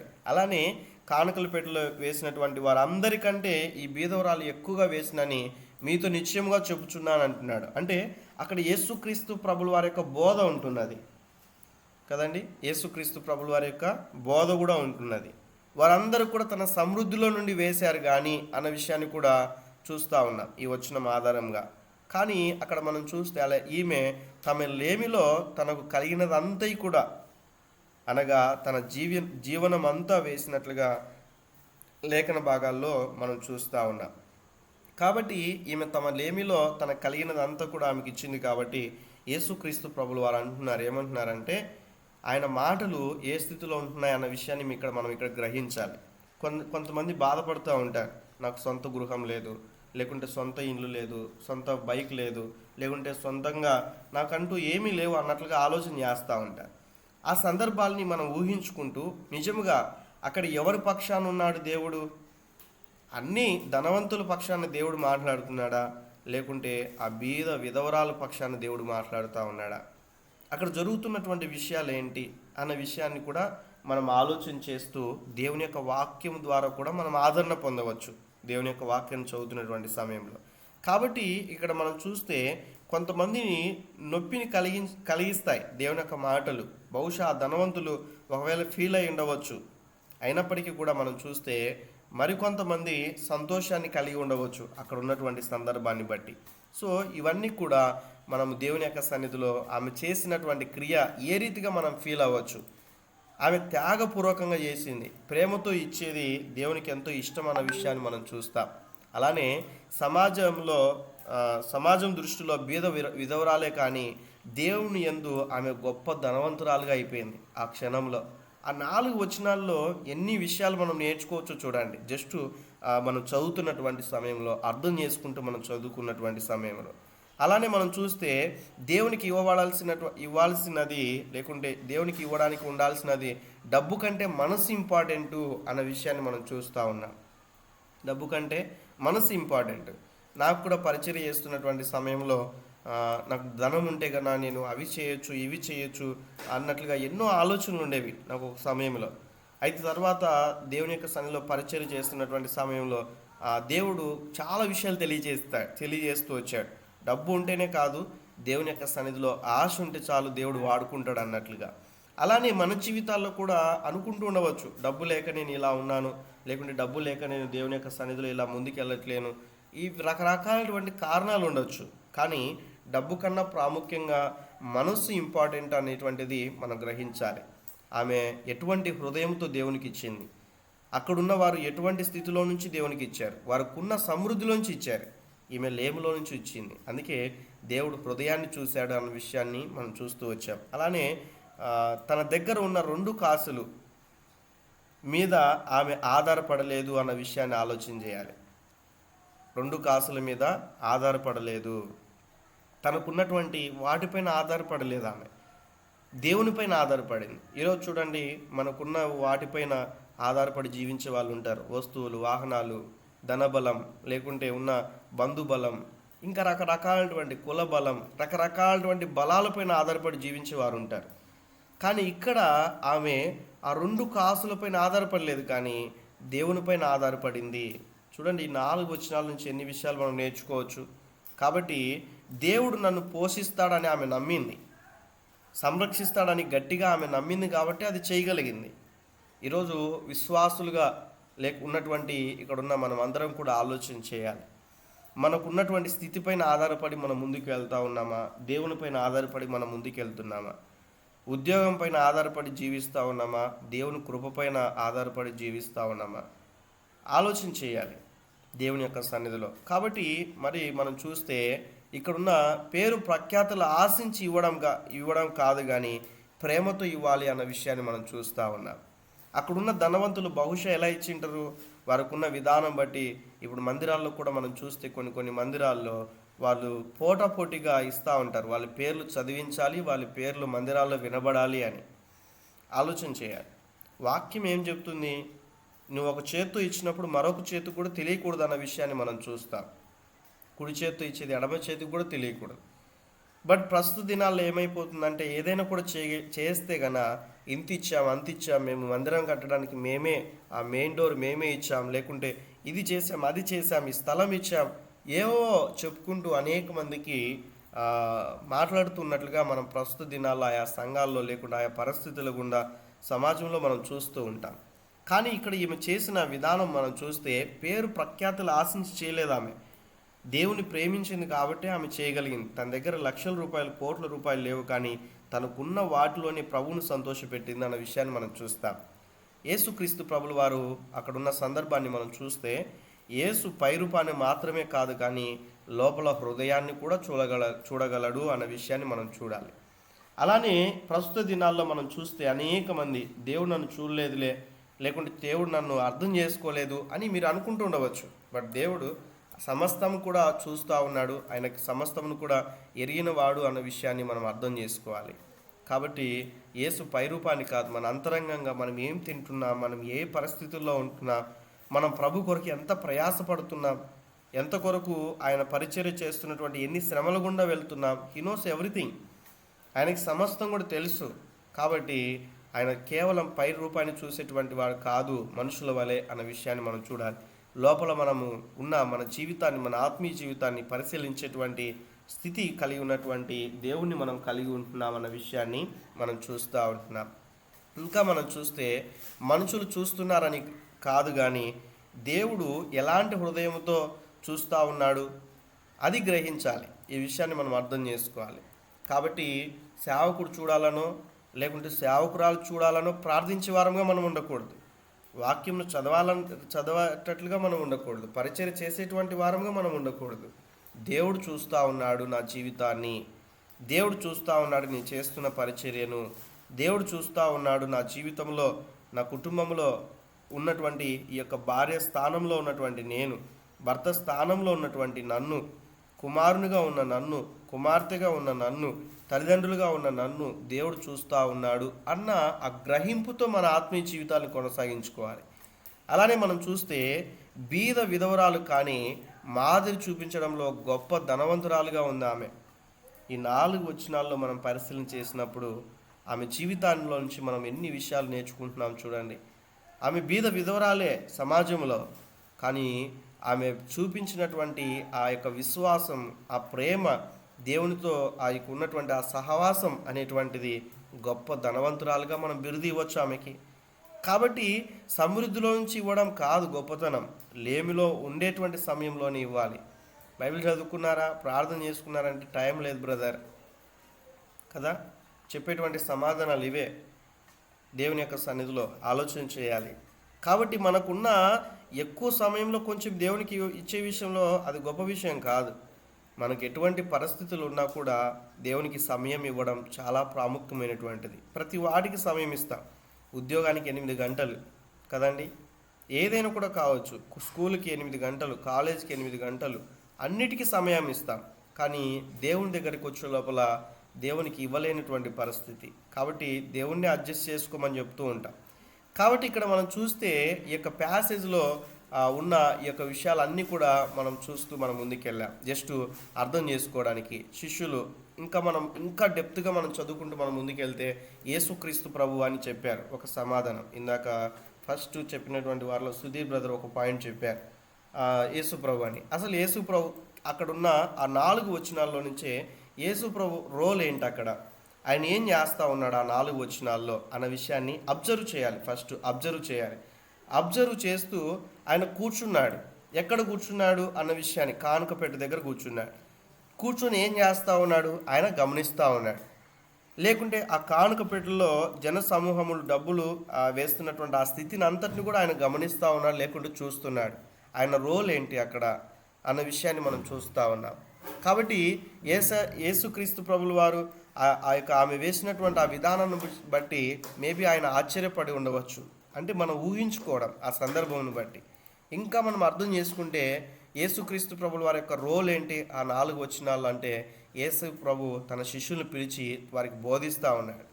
అందరికంటే ఎక్కువగా వేసిందని తెలియజేస్తూ ఉన్నాడు. ఇలా మనం చూస్తే యేసుక్రీస్తు ప్రభుల వారి గురించి ఒక మెసేజ్ని మనం ప్రిపేర్ చేసుకోవచ్చు అర్థం చేసుకోవడానికి. అంటే ఒక 4 వచనాలని ఆధారం చేసుకొని ఎన్ని గంటలుగా మనం దేవుని యొక్క వాక్యాన్ని స్టడీ చేసుకోవచ్చు చూడండి. కాబట్టి ఏదో బైబిల్ చదువుతున్నామంటే చదువుతున్నామని కాదు, కంప్లీట్ చేయాలనే ఉద్దేశంతో కాదు, వాక్యాన్ని సరైనటువంటి రీతిగా అర్థం చేసుకుంటూ చదవాలి అన్న విషయాన్ని మనం అర్థం చేసుకుంటూ మనం ముందుకెళ్ళాలి. ఇంకా మనం చూస్తే ధనవంతులు ఉన్నారు అక్కడ. కాబట్టి కానుకలు పెట్టే యందు విశేషమైనటువంటి సొమ్ము వేస్తూ ఉన్నారు. వాళ్ళు విశేషమైనటువంటి సొమ్ము వారికి కలిగిన సమృద్ధిలో నుంచి వారు వేస్తూ ఉన్నారు ధనవంతులు అన్న విషయాన్ని. ప్రభు అంటే యేసు ప్రభు చూస్తున్నాడని మరీ ఎక్కువ వేసి ఉండవచ్చు కదండి. కొంతమంది చూడండి, సేవకురాలు ఉన్నారనుకోండి, ఇంకా ఎక్కువ కష్టపడుతూ ఉంటారు. టీచర్ ఉందనుకోండి, అతి వినయం చూపిస్తూ ఉంటారు, అతి వినయం చూపిస్తూ ఉంటారు కదా. ఇంట్లో తల్లిదండ్రులు ఉన్నారనుకోండి, ఇంకా డిసిప్లైన్గా ఉంటారు. అంటే చూస్తున్నారనే భయం ఉంటుంది వాళ్ళకి.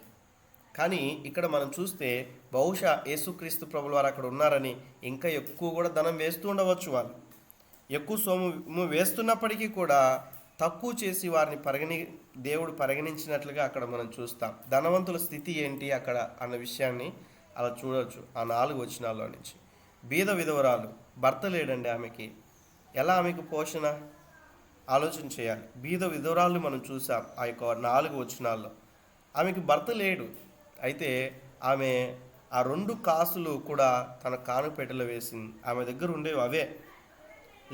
లేమిలో నుంచి ఆమె వేసింది అన్న విషయాన్ని కూడా మనం చూస్తూ ఉన్నాం. తనకు కలిగినదంతా ఆమె వేసింది. ఈమె గురించి మనం నేర్చుకున్నటువంటి ఆ యొక్క సందర్భాన్ని మనం చూస్తే, అనగా జీవనం అంతా కూడా వేసింది, అందరికన్నా ఎక్కువ వేసినదిగా పరిగణింపబడింది. ఆ సందర్భంలో ఆ 4 వచనాల్ని మనం డెప్త్గా మనం చదువుకున్నప్పుడు శిష్యుల గురించి కూడా రాయబడింది. ఏం రాయబడింది శిష్యుల గురించి? శిష్యులు యేసుతో పాటు ఉన్నారన్న విషయాన్ని మనం అర్థం చేసుకోవాలి. శిష్యులు యేసుక్రీస్తు ప్రభుల వారితో పాటు ఉన్నారన్న విషయాన్ని మనం అర్థం చేసుకోవాలి. శిష్యులు కూడా కానుకల పెట్టెలో వేస్తున్న సొమ్మును చూస్తూ ఉండవచ్చు. ఆ సందర్భాన్ని మనం అర్థం చేసుకుంటే, అలానే యేసు ప్రభు చేత పిలువబడ్డారు వారు.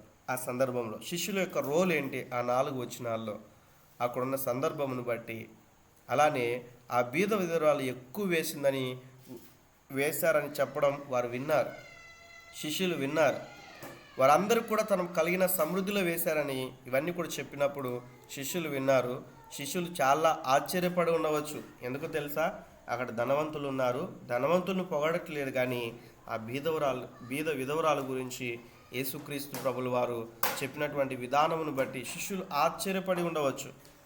సందర్భమును బట్టి మనం అర్థం చేసుకోవాలి. శిష్యులు తమకు అవగాహనకు భిన్నముగా ఉండి ఉండవచ్చు. వారు ఆలోచించిన విధానం వేరే ఉండవచ్చు.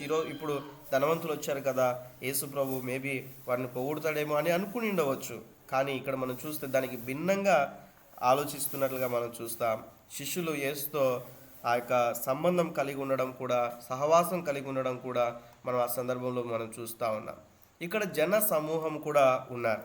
ఎవరెవరు ఉన్నారు? ధనవంతులు ఉన్నారు, బీద విధవరాలు ఉన్నారు, అలానే మనం చూస్తే కానుక పెట్టెలో డబ్బులు వేస్తున్న వారు కూడా ఉన్నారు. యేసు ప్రభువుని ఇష్టపడేవారు ఉన్నారు అక్కడ, యేసు ప్రభువుని ఇష్టపడని వారు కూడా ఉన్నారు అక్కడ. కాబట్టి ఈ 4 వచనాలు మనం చదువుతున్నటువంటి సమయంలో వివిధ కోణాల్లో పరిశీలన దృక్పథంతో ఏదో చదువుతున్నాం వాక్యాన్ని అని కాకుండా ఒక కంప్లీట్గా అక్కడ ఉన్నటువంటి వస్తువులు ఏంటి, ఆ కానుకపేటకి ఉన్నటువంటి కానుకపేట గురించి కూడా మనం ఒక రోల్ని ప్రిపేర్ చేసుకోవచ్చు అక్కడున్న విషయాలు. కాబట్టి వివిధ కోణాల్లో మనం చూస్తే ఆ 2 కాసులకు ఉన్నటువంటి డబ్బుకు ఉన్నటువంటి ఆ యొక్క ప్రతిదీ కూడా ఆ యొక్క ఉన్నటువంటి విధానం బట్టి ఉండి అని ఉంది. దానికి కూడా ఒక రోల్ ప్రిపేర్ చేసుకోవచ్చు. ఎవరు కూర్చున్నారు అక్కడ, అలానే ఎవరు వేస్తూ ఉన్నారు డబ్బు, అలానే ఎవరు ఎవరు చూస్తూ ఉన్నారు, లేకుంటే వచ్చి అన్న విషయాన్ని మనం చూస్తే ఎవరెవరు వచ్చి కానుకలు వేస్తూ ఉన్నారు, వారు వేయగా ఎవరెవరు వేస్తూ ఉన్నారు కానుకలు, యేసుప్రభు ఎవరిని పిలిచాడు, ఎవరి గురించి మాట్లాడుతూ ఉన్నాడు అర్థం చేసుకోవడానికి. ఇవి నేను ఎవరికైనా ఆశ ఉంటే నేర్చుకోవాలని పంపిస్తాను నేను క్లాస్ అయిన తర్వాత. సో ఈ విషయాలు గుర్తుంచుకోవాలి. అంటే ఒక పరిశీలన దృక్పథముతో మనం దేవుని యొక్క వాక్యాన్ని మనం చదివేటువంటి వారంగా ఉండాలి. టోటల్గా మనం ఏంటంటే దేవుని యొక్క వాక్యాన్ని మనం అర్థం చేసుకుంటూ దేవుని యొక్క మాటల్ని మనం చూస్తూ మనం ముందుకెళ్ళాలి. కాబట్టి దేవుని యొక్క వాక్యాన్ని ఇప్పుడు మనం చూసాం, సందర్భం వచ్చింది కాబట్టి. యాక్చువల్లీ ఈ టాపిక్ని నేను ఈ దినాన్ని తీసుకోవాలనుకోలేదు, కానీ ఈ సందర్భం వచ్చింది కాబట్టి మీకు వాటి గురించి క్లుప్తంగా కొన్ని విషయాలు మీకు అర్థం చేసుకోవడానికి వివరించడం జరిగింది. కాబట్టి యెహోవా గ్రంథమును ఏం చేయాలంటే పరిశీలించి చదువుకోవాలి అన్న విషయాన్ని కూడా మనం చూస్తూ ఉన్నాం. ఒక 4 వచనాలనే మనం కొంతసేపు చూస్తూ వచ్చాం కదా వివిధ కోణాల్లో. బహుశా మీకు అనిపించి ఉండవచ్చు, ఓహో ఇలా కూడా మనం దేవుని యొక్క వాక్యాన్ని చదవచ్చా, ఈ రకంగా మనం ఆలోచించాలా అని కొన్ని విషయాలను కూడా మీకు అర్థమై ఉండవచ్చు. కాబట్టి ఇక్కడ మనం చూస్తే యెహోవా గ్రంథమును పరిశీలించి చదువుకొనుడి అనే విషయాన్ని, అలానే కొత్త నిబంధన గ్రంథంలో నుంచి ఒక వచనాన్ని మనం చూస్తూ మనం ముందుకెళ్ళాం. నెక్స్ట్ మనం చూస్తే మరొక పాయింట్లో బైబిల్తో ఉన్న ఈ యొక్క సందర్భం బట్టి మనం ఏం చేయాలి. నేను ఎప్పుడు కూడా చెప్తూ ఉంటాను, ఉన్న విధానం బట్టి మన ఇంట్లో ఎన్ని బైబిల్కి సంబంధించినటువంటి పుస్తకాలు ఉన్నాయో ఇంపార్టెంట్ కాదు,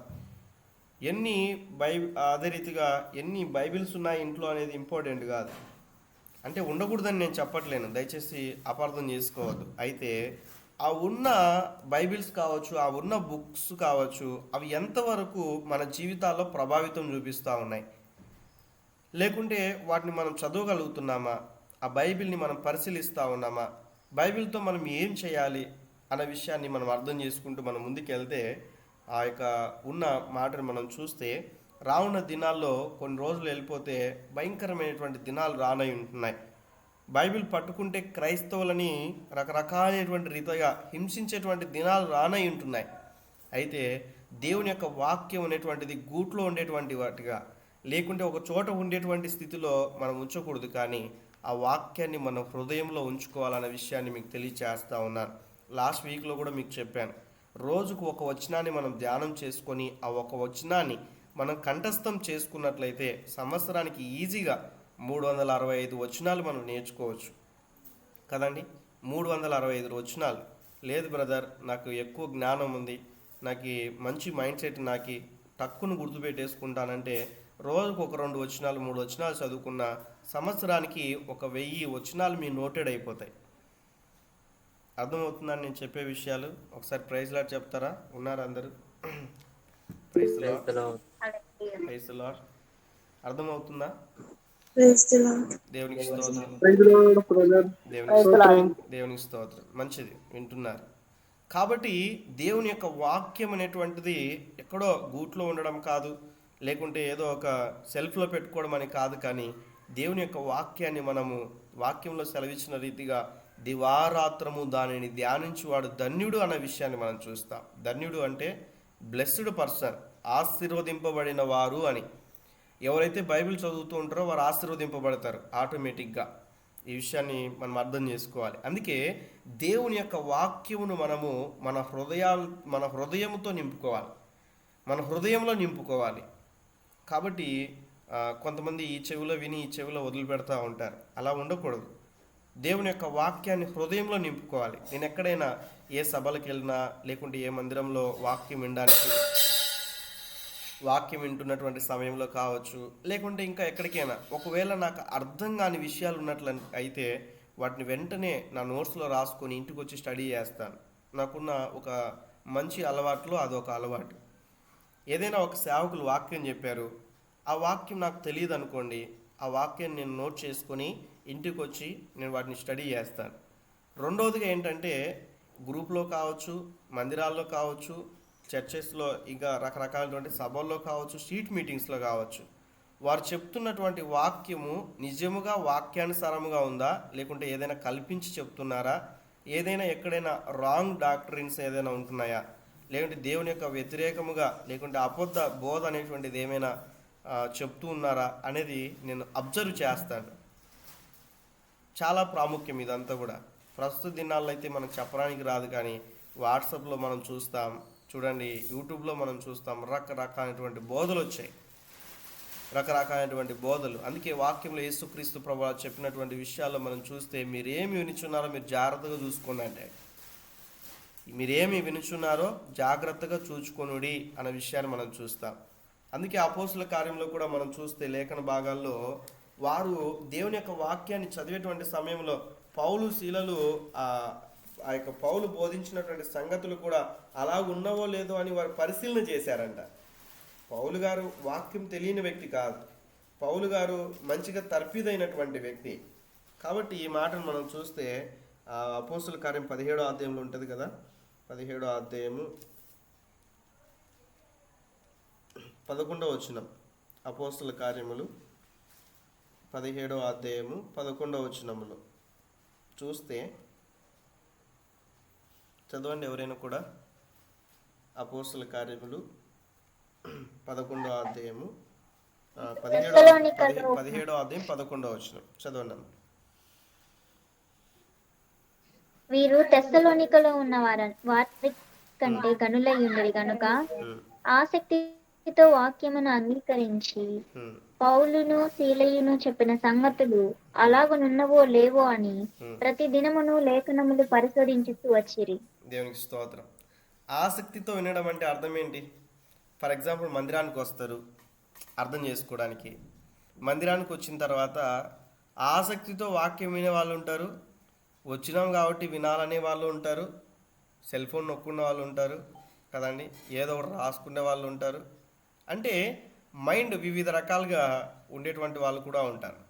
ఇప్పుడు ఆన్లైన్లో కూడా ఇక్కడ జాయిన్ అయిన నాతో కాకుండా 18 మంది 17 మంది అందరూ కూర్చొని బైబిల్ ముందు పెట్టుకొని చెప్తున్న విషయాలు రాసుకుంటున్నారని చెప్పడానికి కూడా రాదు. అవునంటారా కాదంటారా?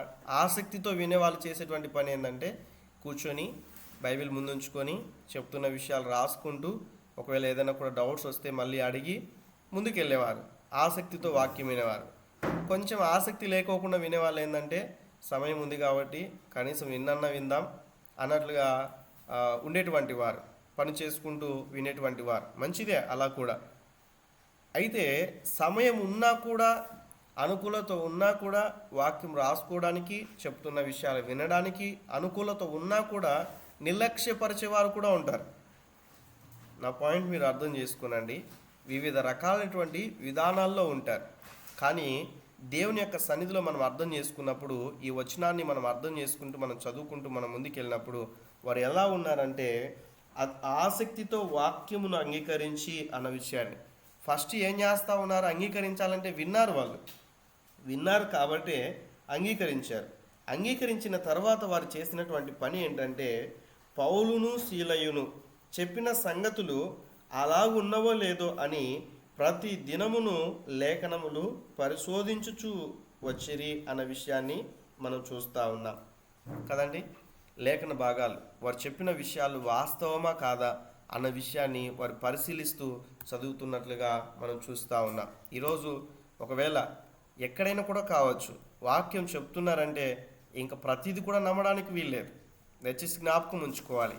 నిజంగా చెప్తున్న విషయాలు లేఖనానికి అనుకూలంగా ఉన్నాయా, వాక్యంలో ఉన్నది ఉన్నట్లు చెప్తున్నారా, లేకుంటే కల్పిత కథలు చెప్తున్నారా, లేకుంటే ఏదో చెప్పాలి కాబట్టి చెప్తున్నారా, దాని ద్వారా ఏదైనా మన ఆత్మీయ జీవితాలకు ఉపయోగకరంగా ఉంటుందా? కొంతమంది గంట ప్రసంగం చేసినా కూడా అందులో కొంచెం కూడా ఆధ్యాత్మికంగా నేర్చుకునే విషయాలు ఉండవు. దయచేసి జ్ఞాపకం ఉంచుకోవాలి. గంట మెసేజ్ విన్న తర్వాత మనలో కొంచెం కూడా ప్రభావం అవ్వకుండా, మన జీవితాల్లో కొంచెం కూడా ఆత్మీయత అనేటువంటిది ఎదుగుదల లేకుండా, కొంచెం కూడా ఆత్మీయ జీవితాల్లో సహకారంగా లేకోకుండా ఉన్నట్లయితే అది ఏ రకంగా ఉపయోగపడుతుంది? ఆలోచన చేయాలి. దేవుని యొక్క సన్నిధిలో మనం పరిశీలిస్తున్నట్లయితే దేవుని యొక్క వాక్యాన్ని మన హృదయంలో నింపుకోవాలి. ఎక్కువగా దేవుని యొక్క వాక్యాన్ని చదవాలి, ఎక్కువగా దేవుని యొక్క వాక్యాన్ని వినాలి. అందుకే దివారాత్రము దాన్ని ధ్యానించేవాడు ధన్యుడని వాక్యం సెలవిస్తూ ఉన్నది. దావీదు దినానికి 10 సార్లు ప్రభు సన్నిధిలో కనిపించేటువంటి వాడు, ఎక్కువగా దేవుని యొక్క వాక్యాన్ని చదివేటువంటి వాడు, ప్రతి ఉదయమున ప్రభువుతో సహవాసం కలిగి ఉన్నాడు. ప్రతి రాత్రి కూడా దేవుని యొక్క వాక్యాన్ని చదువుతున్నట్లుగా మనం చూస్తాం. దినమునకు 10 సార్లు దేవుని సన్నిధిలో ప్రార్థిస్తూ వాక్యం చదువుతూ తన జీవితాన్ని గడిపాడు. అన్ని విషయాల్లో కూడా దేవుడు విజయాన్ని చేకూరుస్తూ వచ్చాడు. జ్ఞానం చేత నింపాడు, తన కృప చేత నింపాడు. ప్రతి ఉదయమున తన సన్నిధి, దేవుని యొక్క సన్నిధిని ఎదుర్కోవడానికి రాత్రే సిద్ధపడినట్లుగా లేఖన భాగాల్లో మనం చూస్తాం. ప్రతి దినమున నీ కృపతో నన్ను నింపు ప్రభువా, నేను జీవించు సంవత్సరంలో అన్నీ కూడా సంతోషిస్తానంటాడు, ఉత్సహించి సంతోషించేదని అంటాడు. కాబట్టి దేవుని యొక్క సన్నిధిలో అటువంటి సిద్ధపాటు అనేటువంటిది మనకు అవసరం. దేవుని యొక్క సన్నిధిలో ఇప్పుడు చూడండి, ఎక్కువగా ఇలాంటి విషయాలు చెప్తే వినరండి. దేవుడు మీకు కారు ఇస్తాడు, దేవుడు మీకు బంగ్లాలు ఇస్తాడు, లేకుంటే మీకు ఇల్లు ఇస్తాడు, దేవుడు మీకు అవి ఇవి ఇంకా ఇలాంటి చెప్పే మెసేజ్లకైతే బాగా వింటారు. ఆధ్యాత్మికంగా దేవుని యొక్క వాక్యాన్ని నేర్చుకొని, అర్థమవుతుందండి, ఆ వాక్యాన్ని నేర్చుకొని అందులో ఉన్న సంగతులు గ్రహించి దేవుడు అంటాడు ఏంటంటే, మిమ్మల్ని ఆస్తులకు కర్తలుగా చేస్తానంటాడు. దేవుని యొక్క వాక్యానికి ఉన్నటువంటి శక్తి చూడండి. దేవుడు మన అవసరాలను మాత్రమే తీర్చువాడు కాదు ఆయన. దేవుడు ఆస్తులకి, లేకుంటే ఇంకా మనం చూస్తే లేఖన భాగాల్లో ఐశ్వర్యాన్ని ఇస్తాడని వాక్యం సెలవిస్తామని, ఆస్తులకి కర్తలుగా చేస్తాడని దేవుడు. కాబట్టి ఏదో మన అవసరాలను మాత్రమే తీర్చేటువంటి వాడు కాదు. కానీ బిలీవర్స్ మైండ్ సెట్ ఎలా ఉంటుందంటే, ఈ అప్పు తీరితే చాలు, ఈ ఆరోగ్యం బాగా అయితే చాలు, ఈ ఉద్యోగం వస్తే చాలు, ఈ పిల్లలు పుడితే చాలు, లేకుంటే ఎనఫ్, ఇక్కడితో ఎనఫ్ అన్నట్లుగా, సంతోషిస్తాను అన్నట్లుగా తీర్మానాలు తీసుకుంటూ ఉంటారు. కాబట్టి ఆలోచన చేయాలి. మనల్ని పుట్టించినటువంటి దేవుడు, జీవాన్ని ఇచ్చినటువంటి దేవుడు మనకు పోషించడా? మత్తయి సువార్త 6వ అధ్యాయంలో రాయబడి ఉంటుంది కదా, దేహం గొప్పనా లేకుంటే వస్త్రం గొప్పనా? పక్షులను చూడండి, అవి విత్తవు కోయవు అన్నట్లుగా మనం చూస్తాం. అవి ఏ రోజైనా ఏడుస్తున్నాయా, బాధపడుతున్నాయా? రోజు కూడా ఉల్లాసంగా ఉంటున్నాయి కదా. వాటిని పోషిస్తున్న దేవుడు మిమ్మల్ని పోషించడా? ఆలోచన చేయాలి. మనం దేవుని యొక్క వాక్యాన్ని చదువుతున్నప్పుడు కూడా ఎలా మనం అర్థం చేసుకుంటున్నాం? అయినప్పుడు ఎందుకు మన జీవితాల్లో కృంగుదల వస్తుందంటే, దేవుని యొక్క వాక్యం అనేటువంటిది మన జీవితాల్లో లేదు, హృదయంలో లేనటువంటి విధానమును బట్టి, హృదయంలో లేనటువంటి విధానమును బట్టి. చూడండి, ఎవరైనా కూడా మనము దేవుని కొరకు పరిచయం చేసినటువంటి సమయంలో ఎవరైనా మనల్ని గాయపరిచారనుకోండి, ప్రారంభంలో నేను చాలా దుఃఖపడేవాడిని. పరిచర్యలో ఆత్మీయులు అవమానపరుస్తున్నటువంటి సమయంలో, బలహీనపరుస్తున్నటువంటి సమయంలో, సువార్తకి వెళ్ళినప్పుడు ఎవరైనా కూడా ఏదైనా కూడా వాళ్ళు దాడి చేస్తూ వ్యతిరేకంగా మాట్లాడుతున్న సమయంలో ఎంతో దుఃఖపడేవాడిని. కానీ వాక్యం చదువుతున్నటువంటి సమయంలో దేవుని యొక్క వాక్యము ఆ హృదయంలో నింపుకున్నప్పుడు దేవుడు నన్ను బలపరుస్తూ వచ్చాడు. వాక్యంలో ఏముందంటే, నా నిమిత్తము మిమ్మల్ని జనులు చెడ్డ మాటలు పలుకుతున్నప్పుడు కానీ, మిమ్మల్ని వ్యతిరేకిస్తున్నప్పుడు కానీ మీరు ధన్యులు, మీ యొక్క ఫలం అనేటువంటిది పరలోకంలో అధికమవుతుందని వాక్యం సెలవిస్తూ ఉంది. అర్థం చేసుకోవడానికి సందర్భం వచ్చింది కాబట్టి మీకు చెప్తున్నా. కాబట్టి ఆ వాక్యం ఎప్పుడైతే నేను చదివానో, నా హృదయంలో ఆ వాక్యం నేను నింపుకున్నానో, అప్పటి నుంచి దుఃఖపడడం మానేశాను. అవమానపరిచినా కూడా వాటిలో నుంచి. కాబట్టి ఎందుకు ఈ మాట తెలియచేస్తా ఉన్నానంటే, మన జీవితాల్లో వాక్యం అనేటువంటిది ఫలింప చేయనట్లుగా మనల్ని మనం సిద్ధపరచుకోవాలన్న విషయాన్ని మనం చూస్తూ ఉన్నాం. మన హృదయాల్ని ఏలనివ్వాలి, వాక్యము ద్వారా మనం నడవాలి, హృదయంలో ఏలనివ్వాలి వాక్యాన్ని. గూట్లో మాత్రం ఉండేటట్లుగా మనం చేయకూడదు. అబద్ధం ఆడుతున్నావా, వాక్యం ఏలనివ్వు. వాక్యం ఏముంటుంది, అబద్ధం ఆడకూడదని చెప్తుంది. వాక్యానికి చోటు ఇచ్చినట్లయితే అబద్ధం ఆడుకోకుండా వాక్యం నీలో పని చేస్తుంది.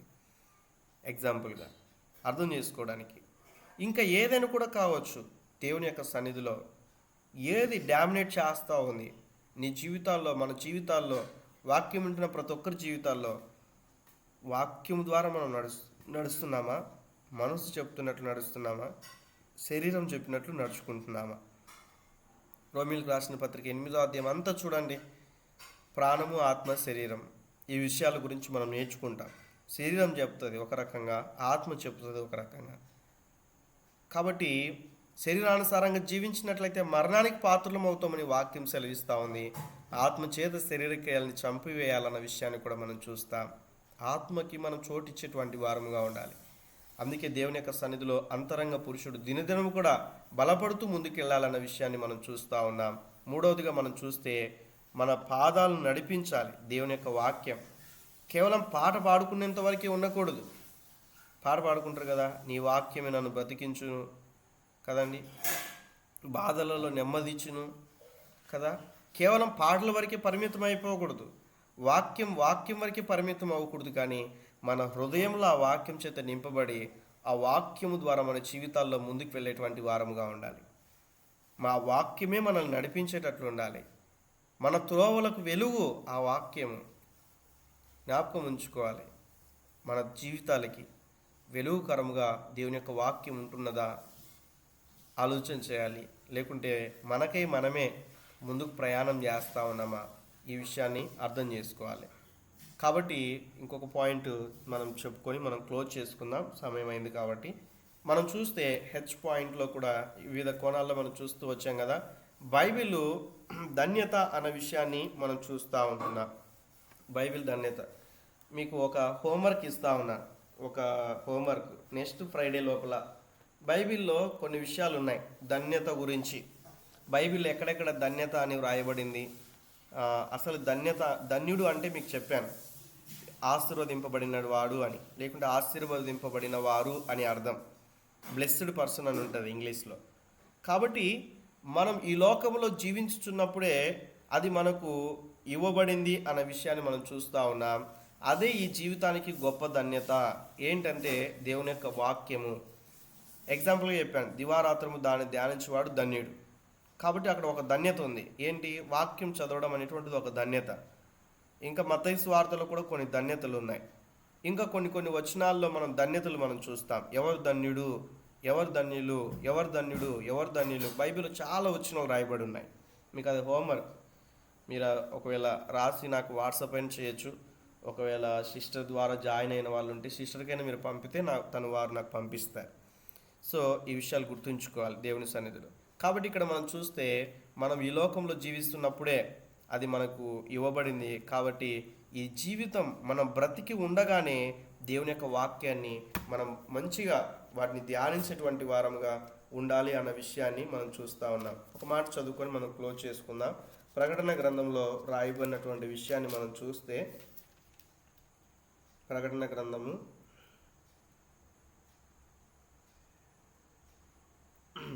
1వ అధ్యాయం 3వ వచనం. ఇక్కడ ఒక ధన్యుడి గురించి వ్రాయబడి ఉంది. ప్రకటన గ్రంథం 1వ అధ్యాయము 3వ వచనం. త్వరపడి చదవండి ఎవరైనా. సమయం సమీపించినది గనుక ఉమ్. ఈ ప్రవచన వాక్యములు చదువువాడును వాటిని విని ఇందులో వ్రాయబడిన సంగతులను గైకొని వారును ధన్యులు. దేవునికి స్తోత్రం. యేసుక్రీస్తు ప్రభుల వారు తాను చేసినటువంటి ప్రసంగంలో మనం చూస్తే సమయం సమీపించినది అని ప్రారంభిస్తాడు ఆయన సువార్త ఆరంభంలో మనం చూస్తే ఆయన చేసినటువంటి సువార్త ఆరంభంలో సమయం సమీపించినది కాబట్టి మీరందరూ కూడా మారుమనస్సు పొందుడి అని యేసుక్రీస్తు ప్రభుల వారు సువార్త ప్రకటిస్తారు. మార్కు సువార్త 1వ అధ్యాయంలో ఈ మాట వ్రాయబడి ఉంటుంది. సమయము సమీపించినది అన్న విషయాన్ని బట్టి మనం చూస్తాం. కాలం సంపూర్ణమైనది, దేవుని రాజ్యం సమీపించి ఉన్నది అన్న విషయాన్ని 1వ అధ్యాయం మార్కు 1వ అధ్యాయము 14-15 వచనాల్లో. ఇక్కడ మనం చూస్తే ప్రకటన గ్రంథంలో సమయం సమీపించినది కనుక ఈ ప్రవచన కార్యములు చదువువాడును, దేవుని యొక్క వాక్యాన్ని చదువువారును, అలానే ఆ సంగతులను గైకొడు వారును ధన్యులు అన్న విషయాన్ని మనం చూస్తూ ఉన్నాం. ధన్యుడు కాబట్టి వాటిని చదవాలి, ఆ సంగతులను గ్రహించాలి, దేవుని యొక్క వాక్యాన్ని మనం అర్థం చేసుకుంటూ వాక్యానుసారంగా జీవించాలి. నేను చదువుతున్న సమయంలో చాలా విషయాలు నాకు అర్థమయ్యేది కాదు. తర్వాత కొన్ని తరపిదుల ద్వారా కొన్ని విషయాలు సేవకుల ద్వారా నేర్చుకున్న విధానం బట్టి చాలా విషయాలు నేర్చుకుంటూ వచ్చాను. ఇంకా నేర్చుకుంటున్నాను. ఇప్పుడు కూడా నేర్చుకుంటూ ఉన్నాను. నేను బైబిల్ అనేటువంటిది ఒక సముద్రం లాంటిది. ఆ సముద్రంలో ఉన్న నీరు మనం తోలలేం. అలా మన జీవితకాలం అంతా కూడా నేర్చుకున్నా కూడా మనం ఇంకా ఎక్కువగా ఇంకా దేవుని సన్నిధిలో ఆశీర్వదింపబడుతూ ఉంటాం, ధన్యులుగా మార్చబడుతూ ఉంటాం. కాబట్టి ఈ యొక్క విషయాల్ని మనం ధ్యానం చేసుకుంటూ మనం ముందుకు వెళ్దాం. ఈ యొక్క హోంవర్క్ మీరు గుర్తుంచుకోనండి. నెక్స్ట్ మనం నేర్చుకోబోయే టాపిక్ ఏంటంటే బైబిల్ గురించినటువంటి ప్రాథమికమైనటువంటి విషయాలు.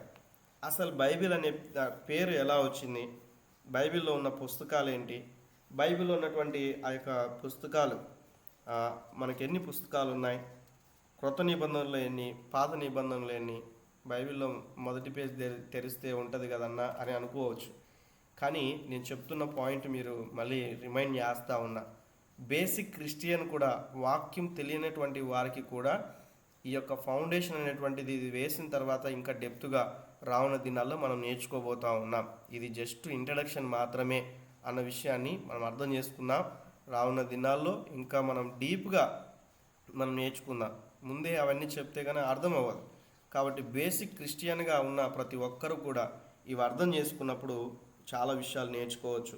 అసలు పాత నిబంధన ఎవరికి ఇవ్వబడింది, మనం ఎలా అర్థం చేసుకోవాలి, క్రొత్త నిబంధన ఎవరికి ఇవ్వబడింది, క్రొత్త నిబంధన అసలు నిబంధన అంటే ఏంటి, దేవుడు ఎందుకు నిబంధన చేసుకున్నాడు, బైబిల్లో మనుషుల ద్వారా నిబంధన చేసుకున్న విషయాలు ఉన్నాయి, దేవుడు నిబంధన చేసిన విషయాలు కూడా ఉంటున్నాయి. వివిధ కోణాల్లో మనము నెక్స్ట్ క్లాస్లో మనం చూస్తూ మనం ముందుకెళ్దాం. పాత నిబంధనని ఎంతమంది రాశారు, క్రొత్త నిబంధనని ఎంతమంది రాశారు, మొత్తం బైబిల్ అంతా కూడా రాయుటకు పట్టినటువంటి సమయం ఎంత, క్రొత్త నిబంధనకి పాత నిబంధనకి మధ్య ఉన్నటువంటి ఆ యొక్క గ్యాప్ ఎంత అన్న విషయాన్ని కూడా నెక్స్ట్ సెషన్లో మనం నేర్చుకుంటూ మనం ముందుకెళ్దాం. ఎవరు కూడా మిస్ అవ్వకుండా దేవుని యొక్క సన్నిధిలో జాయిన్ అవ్వాలని ప్రభు పేరిట మనం చేస్తూ ఉన్నాను. ముందున్న సమయాన్ని నేను సహోదరికి నేను అప్పగిస్తూ ఉన్నాను. నా సమయం అయిపోయింది కనుక శిష్యులకు అప్పగిస్తూ ఉన్నాను. ఆమేన్.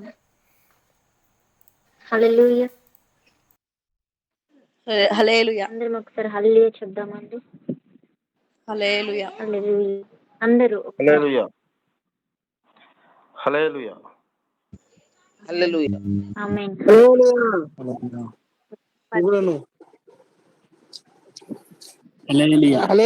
దేవుని పరిశుద్ధ నామమునకు మహిమ కలుగును గాక. ఓకే, దేవుని పరిశుద్ధ నామానికి మహిమ కలుగును గాక. అర్థవంతమైన రీతిలో పరిశుద్ధాత్మ దేవుడు మనకి బోధించిన విధానాన్ని బట్టి పరిశుద్ధాత్మ దేవునికి స్తోత్రాలు చెల్లిద్దాం. స్తోత్రం స్తోత్రం స్తోత్రం స్తోత్రం స్తోత్రం స్తోత్రం స్తోత్రం స్తోత్రం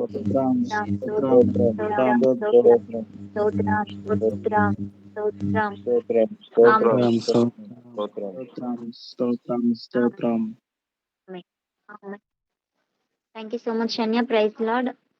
చక్కగా వివరించిన విధానాన్ని బట్టి అన్నికి ప్రత్యేకమైన వందనాలు తెలియజేసుకుంటున్నాను. అలాగే ఇప్పుడు విన్న వాక్యాన్ని బట్టి దేవుడు అర్థవంతమైన రీతిలో మనతో మాట్లాడి ఉన్నారు కదా.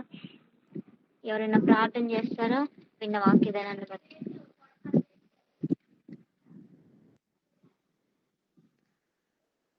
సునీల్ అన్య, ప్రైజ్ లార్డ్. ప్రేయర్ చేయగలరా? అమ్మా మా ప్రేజ్ కూడా మా చేస్తున్నామ్మా. స్తోత్రం తండ్రి, పరిశుద్ధుడా, ప్రేమ స్వరూపి, నిత్యాసుదరకమైన తండ్రి, మీ ఘనమైన నామనికి స్తోత్రాలు. అయ్యా మీ దాసుడు నిలబెట్టుకుని ప్రభా తండ్రి ఎన్నో లోతైన విషయాలు ప్రభు మీరు తెలియజేసిన విధానం బట్టి మీకు స్తోత్రాలు తండ్రి.